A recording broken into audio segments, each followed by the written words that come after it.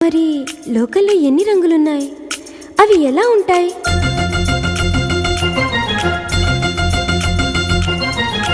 బుగ్గ మీద వెచ్చని సిగ్గు వచ్చినప్పుడు దానిని అడుగు, ఎర్రదనం అంటే చెబుతుంది.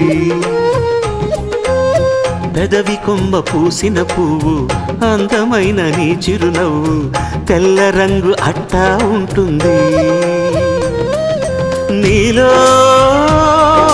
నిలువున పులకలు రేగిన వేళ నువ్వే పచ్చని పైరువు అవుతావమ్మా. దిగులు రంగే నలుపు అనుకో, ప్రేమ పొంగే పసుపు అనుకో.